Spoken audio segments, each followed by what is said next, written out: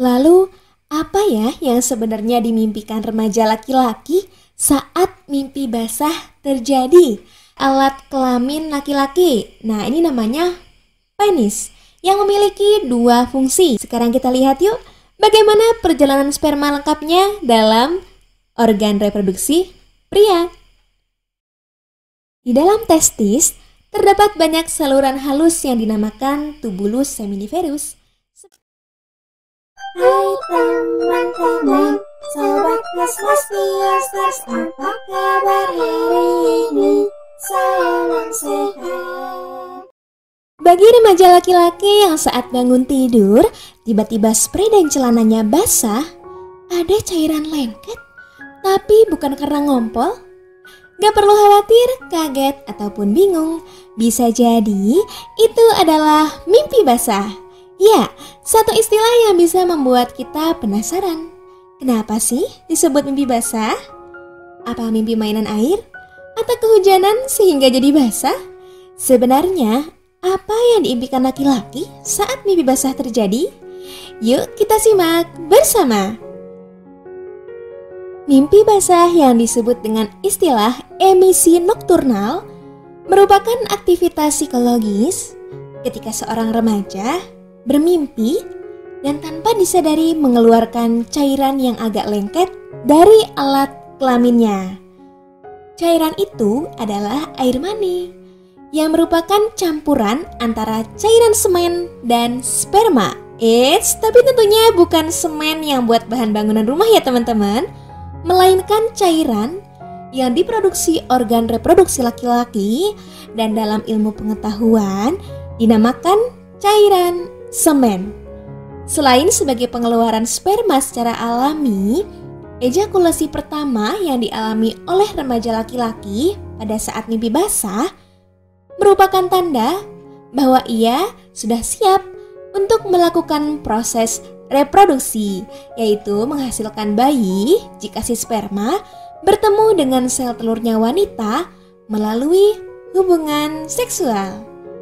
Simpelnya, kalau wanita mengalami menstruasi sebagai tanda pubertas, nah kalau remaja laki-laki mengalami mimpi basah.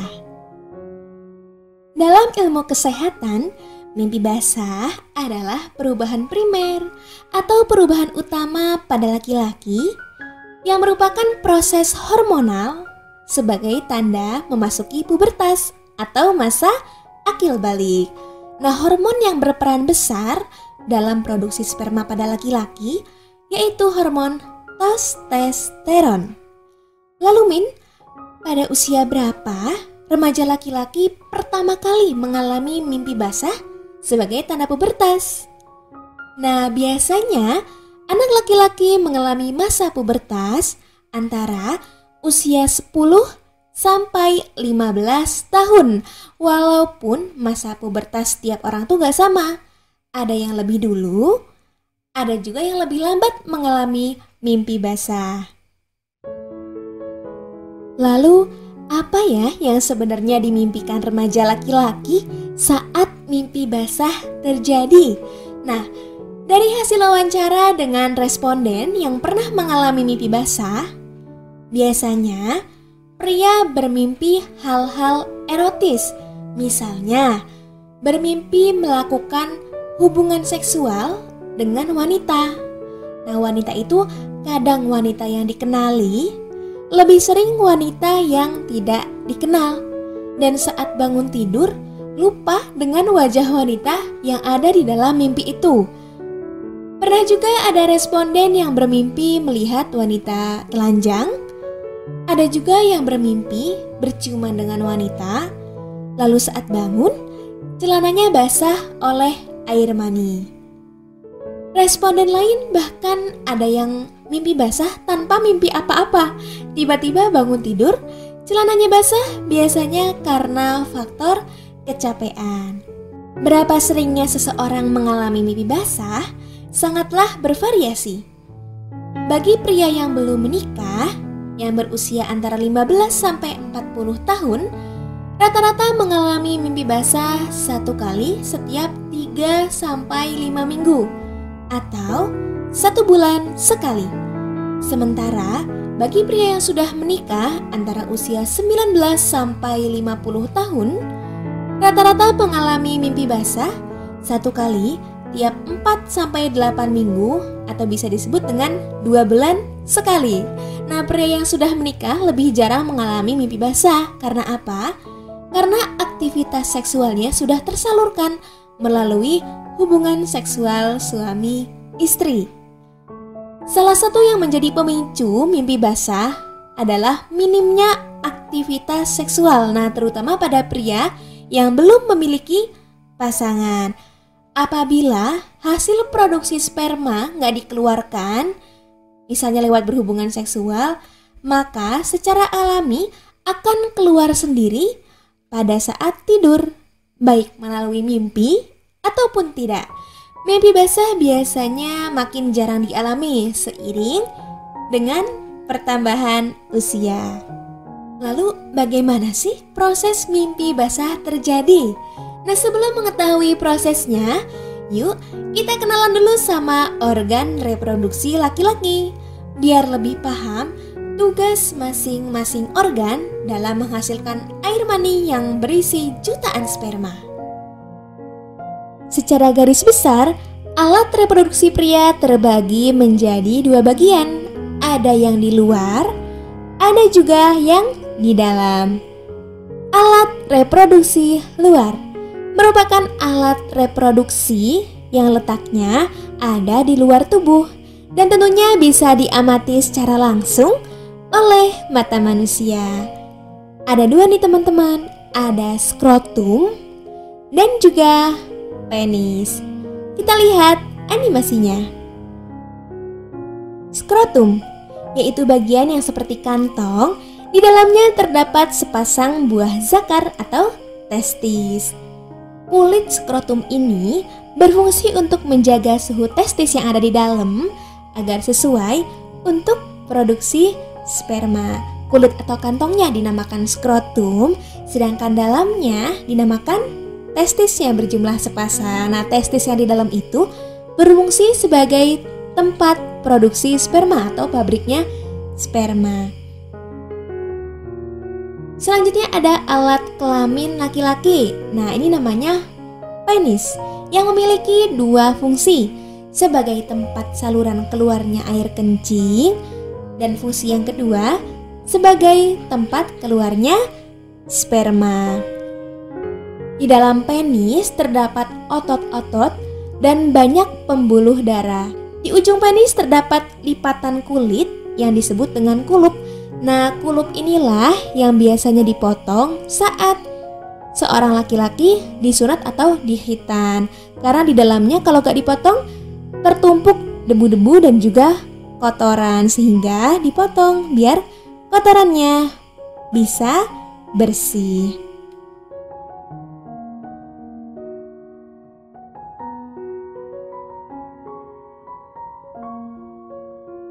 Selanjutnya masuk ke alat reproduksi dalam, yaitu alat reproduksi laki-laki yang letaknya ada di bagian dalam tubuh. Kita nggak bisa mengamati secara langsung secara kasat mata. Ada banyak nih teman-teman, ada testis, epididymis, vas deferens, uretra, dan kelenjar reproduksi. Testis atau buah zakar. Buah zakar bentuknya seperti bulat telur, tersimpan di dalam skrotum dan berfungsi sebagai pabrik sperma atau tempat produksinya sperma dan hormon testosteron. Testis memiliki banyak tubulus atau saluran-saluran halus memproduksi sperma. Dia akan jalani spermanya ke epididymis, yaitu tempat penyimpanan sementara sperma, dan sperma akan dimatangkan di epididymis. Setelah spermanya matang, sperma akan jalan lagi ke saluran yang dinamakan vas deferens. Vas deferens adalah saluran panjang yang mengarah ke atas dan lanjutan dari epididymis menghubungkan epididymis ke uretra. Tapi sebelum sperma keluar melalui uretra, dia akan dicampurkan terlebih dahulu dengan zat-zat hasil dari kelenjar reproduksi. ada kelenjar vesicula seminalis, prostat, dan juga kelenjar Cooper. Sperma tentunya memerlukan energi untuk bergerak. Inilah fungsi vesicula seminalis, menghasilkan zat yang tinggi akan gula jenis fruktosa sebagai sumber energi utama bagi sperma biar bisa bergerak dengan lincah. Sifat cairannya lengket, itulah kenapa air mani yang keluar dari pria akan lengket. Selanjutnya, kelenjar prostat menghasilkan cairan keputih-putihan, sifatnya asam sebagai antibiotik untuk membunuh bakteri dalam saluran reproduksi. Itulah air mani kenapa berwarna keputih-putihan. Selanjutnya, uretra, saluran terakhir dari saluran reproduksi terdapat dalam penis yang fungsinya sebagai saluran keluarnya sperma dan bisa sebagai saluran keluarnya air kencing. Sekarang kita lihat yuk bagaimana perjalanan sperma lengkapnya dalam organ reproduksi pria.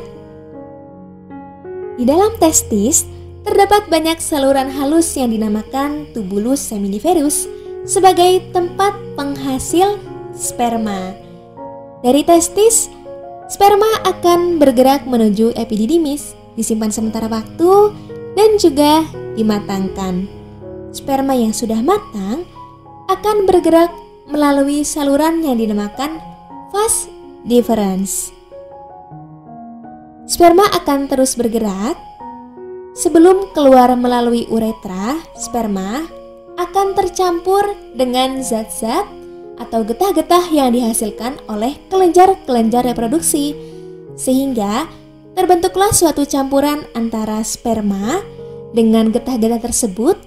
Nah, itulah yang dinamakan dengan cairan semen atau air mani. Sifatnya keputih-putihan dan juga lengket.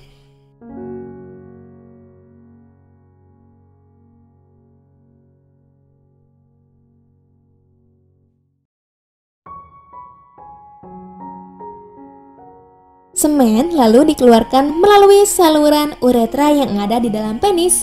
Normalnya air kencing dan sperma nggak akan bisa tercampur karena saat sperma akan keluar, otot-otot yang ada di kandung kemih secara otomatis akan mengatur biar air kencing nggak keluar, sehingga sperma dan air kencing tidak akan tercampur saat ejakulasi terjadi.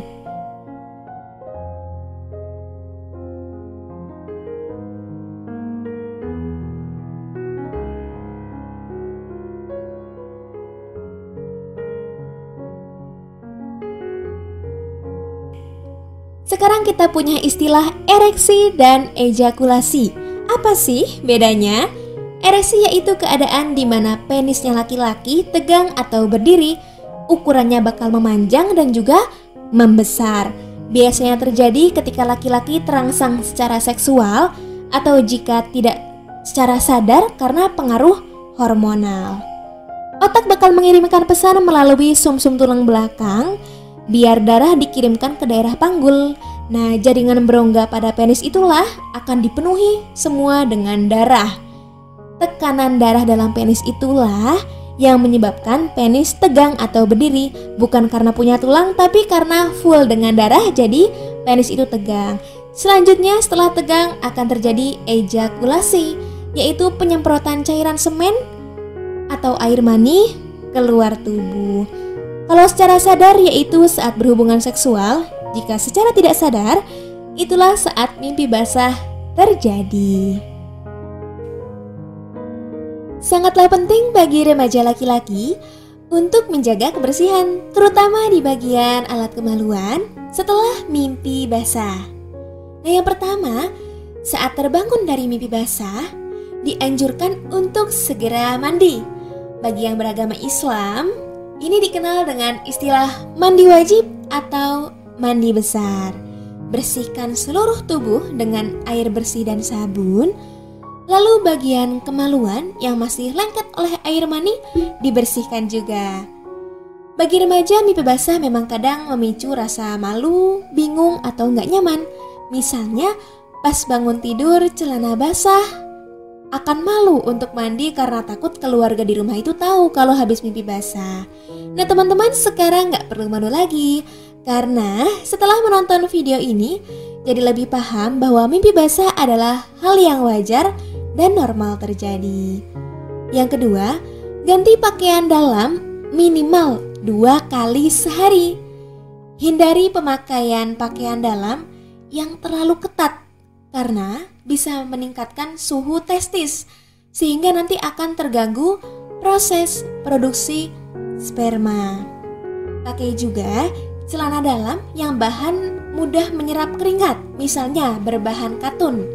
Bahan katun mudah menyerap air ataupun keringat. Nah, suasana lembab itu bakal disukai sama jamur dan bakteri yang bisa menimbulkan rasa gatal pada alat kelamin.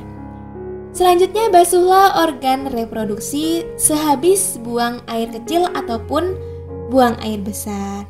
Membasuh organ reproduksi caranya dari bagian depan ke bagian yang belakang, atau dalam arti lain dari alat kelaminnya terlebih dahulu yang dibersihkan, baru ke belakang bagian anus. Karena apa? Ada bakteri di anus yang misalnya masuk ke alat kelamin akan menjadikan penyakit, sehingga dianjurkan membasuh organ reproduksi dari arah depan ke arah belakang. Tak lupa berolahraga secara teratur dan minum air putih. Selanjutnya, menjalani khitan ataupun sunat, yaitu membuang kulit penutup penis biar mencegah penumpukan kotoran, sisa urin, cairan semen, dan cairan yang keluar dari kelenjar-kelenjar organ reproduksi. Nah, kulit yang ada di ujung itu, penutup penisnya, dibuang sedikit sehingga penumpukan-penumpukannya bisa keluar, bisa lebih bersih. Kurangi juga kebiasaan mandi dengan air panas karena temperatur yang sejuk diperlukan untuk perkembangan sperma. Memakai handuk yang lembut, tidak berbau, bersih, dan kering. Handuk tentunya setelah dipakai dijemur di bawah sinar matahari supaya kering terbebas dari jamur. Menghindari rokok dan minuman beralkohol karena akan mengganggu proses produksi sperma yang berkualitas. Nah, kalau ada hal yang ingin dicurhatkan, bisa konsultasi pada orang tua, guru, atau bisa diskusi dengan teman sebaya yang tentunya bisa dipercaya dan nyaman untuk diajak bicara.